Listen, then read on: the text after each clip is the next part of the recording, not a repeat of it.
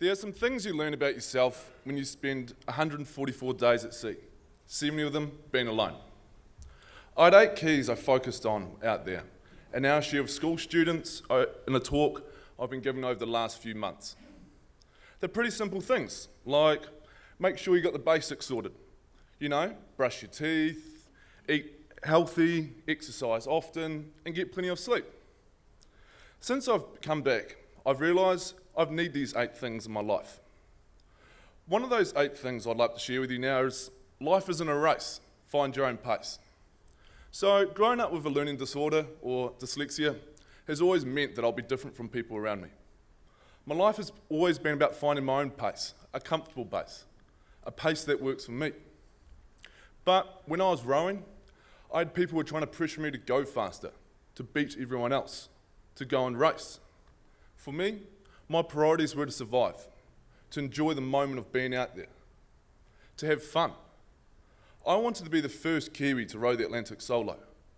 I wanted to row for a purpose. I wanted to row for my auntie and my 2 mates, and for anyone who's lost someone to suicide, and for people who suffer from depression. I've been reluctant to tell people how badly I was affected by people and their expectations. I went to a really dark place when people were telling me to go faster. It looks like you're having a holiday out there, Isaac. You should do this or that for your social media. 70% of my day, all I could think was negative thoughts. Everyone had an opinion on what I should be doing. It felt like a huge amount of support at the beginning. Everyone was positive and encouraging. And gradually over 3 weeks, it turned into misguided advice and crushing criticism that became my internal voice. I struggled to separate my own inner critic from my external influence. When I say I had to find my own pace, I mean I had to let it all go. I had to stop taking on board the external pressures others were putting on me and find a way to enjoy the journey.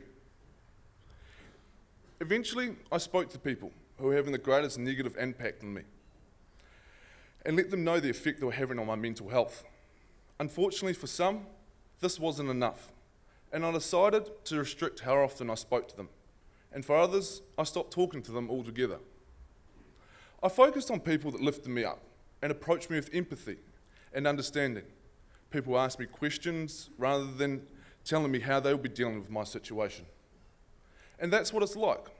Sometimes we just want people to talk, just want to talk with people and not have them talk at us. Sometimes people just want someone to listen and not always be looking to solve their problems. Some of the best, most comforting conversations had nothing to do about rowing ocean or about life in general. Sometimes they're just about the weather in Christchurch. Since coming back to land, people have asked me how much have I changed? What's next? 144 days at sea, rowing does change you. And those 8 things are even more important than before. Honestly though, these 8 keys haven't been enough. So I've had to ask for help.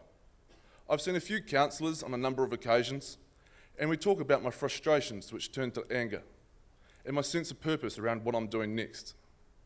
It's been stressful and frustrating transition to even back on land, but it's starting to feel good. I've had to learn so much new stuff, mostly around what it means to be open and vulnerable. So, how have I changed? I've started to appreciate the small things in life a lot more than before. Out in the ocean, at the end of each day, I would unwind by watching the beautiful sunsets. It made any troubles of the day disappear. Back on land, I take the moments to stop and look around and appreciate where I am. I'm far more comfortable talking about what has happened to me with the painful and confusing loss of my auntie and my 2 close mates. I strongly believe there's no shame in talking about what has happened to you or someone close to you. The journey of rowing an ocean and talking has helped me understand myself. Being able to openly speak and not have limits on myself and fear and judgment from others. And I think that's an important lesson for us all. Since I've been back, I've spoken and shared this message to over 9,000 Canterbury school students. But it's not enough. At some of these schools, they've had up to 4 suicides already this year. And the numbers keep growing. We need to talk more about positive mental health. We need to make the uncomfortable comfortable. Thank you.